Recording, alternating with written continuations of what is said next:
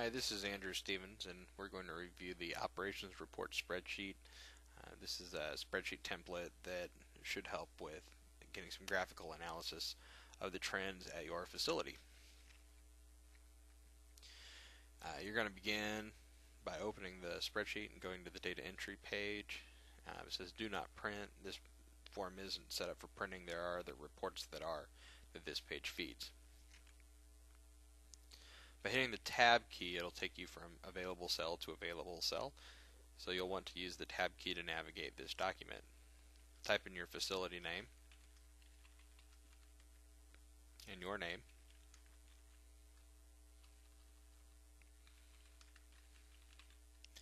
Having a bad day today. There we go.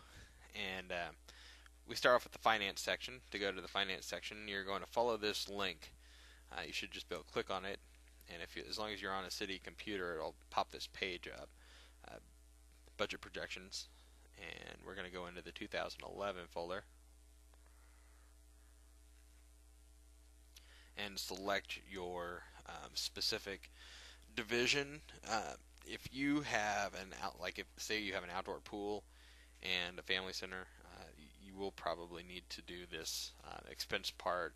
Actually, I'll probably do both parts for both the outdoor pool and the recreation division. Those two numbers don't collapse in on each other. They don't aggregate anywhere. So that will take a little bit more effort on your part, but hopefully it's a lot of copying and pasting. So we go into the aquatics spreadsheet, and this is what it looks like. I'm going to select the facility from the tabs down at the bottom. So let's look at Indy Island Aquatics. So as you're looking through these spreadsheets, you'll see character 1, character 2, 700, 790. So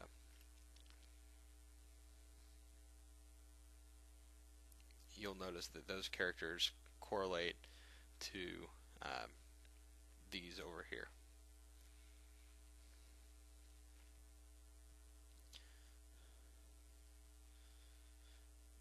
Your first step is going to be to highlight the green bar that correlates with character 1, and you want to highlight between January actual and December actual. It says December projection here. They're still in the process of updating that. Hopefully it'll be updated soon. You'll do a Control C, or you can right click copy and then come back to the operations report spreadsheet, click on the January cell, and you have to right click, paste special, and values, and that'll just move the values over. You'll do that for all of the characters that you have. We saw that Indy Island had 2 character 700s and they weren't totaled together. So in that situation, they can just open a new spreadsheet up and come in and copy those 2 lines, January to December. Come back in here. Oh, see, if you paste, you get the reference error, so you need to do paste values.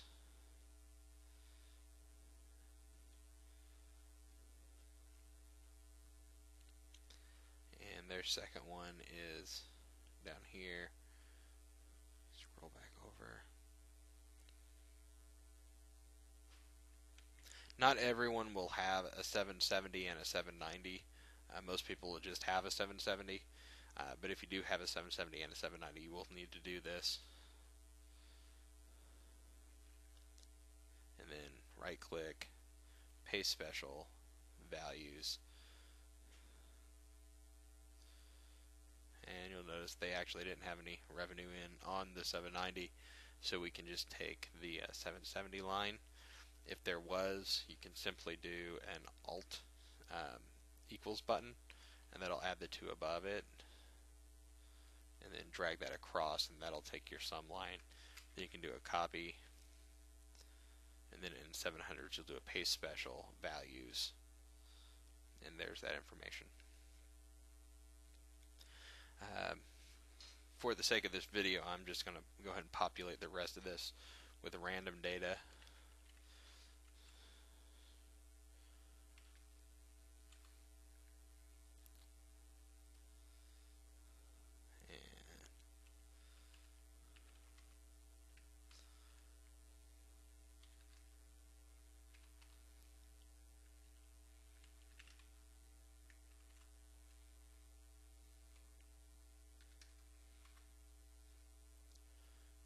That'll speed things up just a little bit. I'm just going to take this random data so that I can show you kind of how the graphing works. The next section is attendance. Again, here you'll see you can retrieve this information from class or from the performance measure spreadsheet. Feel free to change the category names to suit your needs. So if you change these in this box, it'll change them both up here, down here, and on the following sheets that use it. So if you don't have user spectators, you can change it. If you don't have aquatics, you can change it. If you're not going to use it, like programs, everybody should really use programs, but you can just delete it and it'll go away. So you would go through, if the information you don't have in class, you can go through month by month and pull that information out of class or from performance measures. Again, I'm going to throw some random numbers in so that we can show you the data, but it won't take forever.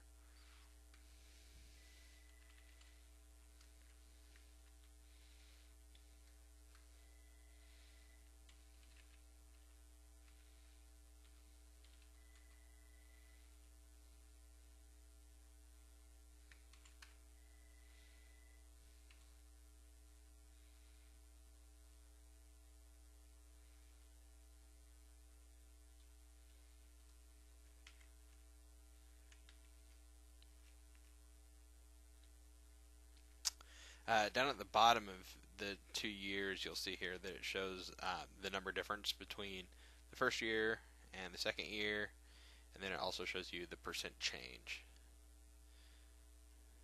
And it's percent change in decimal form. I will change that to a percentage before I send this out, so this would be 14.2%. Then down here, you're simply going to enter the number of rentals you had per month. This isn't the revenue from rentals. This isn't the number of users per rental. This is the actual number of physical rentals you have. And this information, again, can come from class or from the performance measure spreadsheet.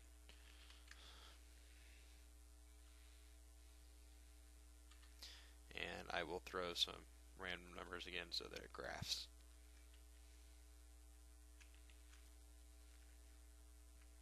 So after you have your information in, when you go to the finance report page, you'll see that it will graph revenue out, and this is a 2-year revenue chart. You see up at the top here, January 10, February, March, all the way through December 2011. So you should be able to see some seasonality in here. You see like both Junes here have a peak. So there's, there could be some seasonality with that. If you're running Office 2010, you'll see a small little graph that comes up here. It's called a spark line that graphs out month by month what each category look like. And again, you can look for seasonality with that.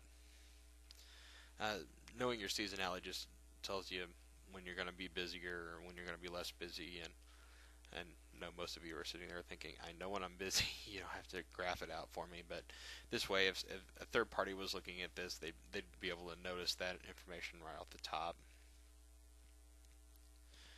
The next handful of tabs are it's actually some things that I borrowed from Jenny Stone King in one of her annual reports.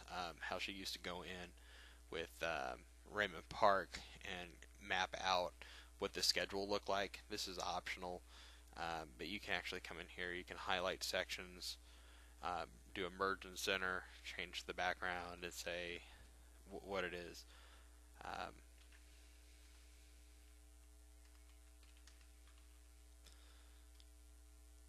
If it gives you, you can do the wrap text up at the top. You can change the rooms, like this could be SCS pool. So you can lay out your facility use using this page. It's kind of a lot, but it really does provide a good visual means of looking at your facility use. Following that, you'll see these category tabs. These categories correlate with the categories earlier from way back here with the data entry tab. These categories. And there's one tab for each one of the 6. If you left one blank, obviously there wouldn't be any information on that tab. And then your total attendance line. Sometimes this trend line box, this tells you the formula for the line that shows, are you trending up, are you trending down, are you staying the same? Like this trend line shows that it's moderately trending up. That shows a pretty good trend up, almost no change. That's a very strong trend up. But you see this box is not in a good spot. You can actually move the box underneath it so that you can see that box better.